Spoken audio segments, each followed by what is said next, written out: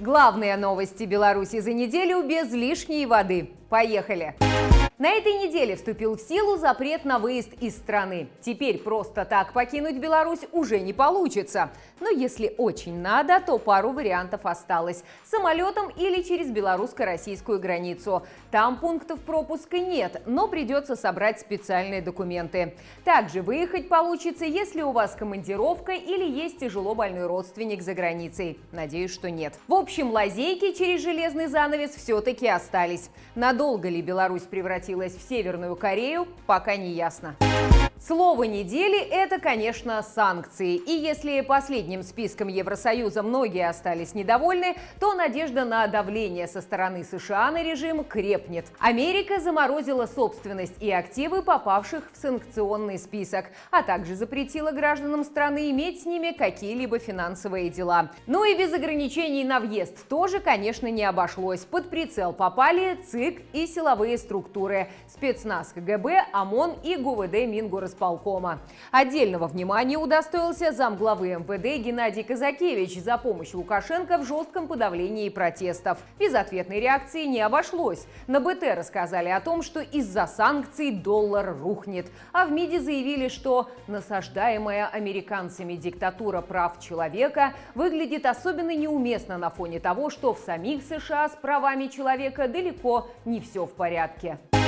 Ситуация с ковидом в стране даже по официальной статистике по-прежнему опасная. Минздрав посоветовал белорусам встречать Новый год дома, лишний раз на улице не выходить, а каникулы провести по возможности на самоизоляции. И даже запустил акцию «Новый год – домашний праздник». Как эти советы клеятся с массовой главной елкой страны, что прошла во Дворце Республики, и грядущим республиканским новогодним балом, не очень понятно. На первом мероприятии в одном помещении собралось 2500 зрителей. На втором ожидается не меньше 200. Видимо, именно так нелегитимная власть заботится о здоровье будущего страны, детей и талантливой молодежи. Если вы забыли, кто в Беларуси самые опасные преступники, то Генпрокуратура решила на этой неделе напомнить и возбудила уголовные дела против членов Координационного совета. Создали, мол, тут экстремистское формирование, финансировали захват власти и вообще заговорами занимались, так что к ответу. В КС эти обвинения назвали абсурдными и заявили, что легитимная власть в репрессиях не нуждается. И очередные уголовные дела без доказательств – это еще одна попытка запугать гражданских активистов. О позитивных итогах Народного трибунала, который объявила Светлана Тихановская и что завершился 20 декабря, мы подробно на днях рассказали в новом выпуске «Что хорошего?». Ну а если кратко, то на сайте Единой книги регистрации преступлений был опубликован первый список из 28 уже готовых материалов для проверки преступлений режима. Их антигерои станут следующими кандидатами для санкционных списков, а также попадут под прицел Интерпола, когда дела получат ход благодаря суду универсальной юрисдикции. Так что никто не забыт и ничто не забыто.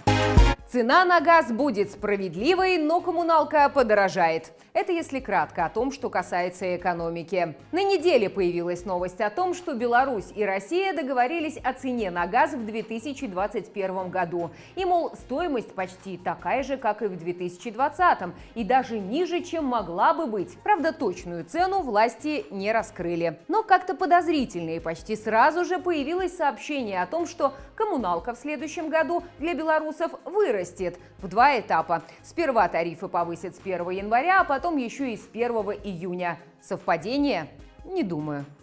Одним из главных событий недели стало возвращение на родину после 4-месячного изгнания главы католической церкви митрополита Тадеуша Кондрусевича. Верующие Беларуси встречали его аншлагами на рождественских службах и со слезами на глазах. Свободное объединение спортсменов Беларуси выпустило на этой неделе новый ролик, цель которого – собрать 2000 подписей под открытым обращением, призывающим остановить насилие и провести новые выборы. При помощи бита и мощного речитатива спортсмены еще раз напомнили о чести и совести, а также призвали к ответу известную биатлонистку Дарью Домрачеву, которая не стала критиковать власть даже после того, как силовики сильно избили ее родного брата. На двух креслах усядзець хочуць некаторыя, да паразы прывядзе такая траекторыя. Некаторыя куміры ўжо былымі сталі, бо не ўтрымаліся на нашым п'едэстале. Герой Беларусі і надзея наша, ты была легендай, дзе ты зараз, Даша? Адкажы нам, Даша, дзе любоў, дзе здрада? Мы цябе любілі, а ты любіш брата? Белорусские журналисты опять под ударом. На этот раз совсем уж массово. На этой неделе власти начали преследование пресс-клуба. Основательницу задержали прямо в аэропорту. И буквально за сутки еще 5 человек, имеющих отношение к медиаорганизации, были арестованы. В чем конкретно их обвиняют, пока неизвестно. Но учитывая, что за дело взялся в том числе и Департамент финансовых расследований, дело будет долгим, а сроки могут быть внушительными. Так что теперь, чтобы попасть под репрессии, достаточно проводить тренинги и мастер-классы для журналистов. На этой неделе в Беларуси новый рекорд. Правда, гордиться им могут только пособники режима. Студента Яна Солоновича осудили уже 8-й раз, добавив ему очередные сутки за участие в маршах протеста. Таким образом, в сумме активист проведет в тюрьме 114 дней подряд. Кстати, могло быть и больше. Студент признался, что выходил на протесты, начиная с августа, 15 раз. Но остальные прогулки ему списали из-за срока давности. Хотя, как его определяют, не очень понятно, потому как протестующим белорусам, выходившим на прогулки в конце лета и начале осени, до сих пор приходят повестки. Стоило Лукашенко сказать о том, что пора бы уже поставить на учет всех этих болтающихся по митингам, как резвые исполнители ринулись в бой и стали заваливать белорусов письмами счастья от службы занятости с предложением посодействовать в трудоустройстве. Что интересно, такие повестки на работу получили не только тунеядцы, но и те, кто официально оформлен и без того трудится на благо Отечества. Некоторым пришло даже по несколько писем. В общем, расстарались так расстарались. К слову, если работа вам не нужна, такие письма можно игнорировать. Страны-соседки продолжают всеми силами поддерживать белорусов, которым приходится бежать из страны из-за угроз жизни и свободы. Теперь и Украина решила пойти на дополнительные меры и разрешила белорусам временно оставаться на своей территории до 180 дней в году. Раньше можно было лишь 90. А бежавших в Украину, увы, немало. С начала осени именно эту страну для экстренного релокейта выбрали около 3000 белорусов. И напоследок, как у нас в итогах повелось, подборка шествий за неделю. На этот раз посвященных памяти убитого Романа Бондаренко. На 40-й день его смерти многие белорусы вышли на улицы, чтобы почтить память героя протестов. Сделаем это и мы. 40 дней горит свеча, и душа болит.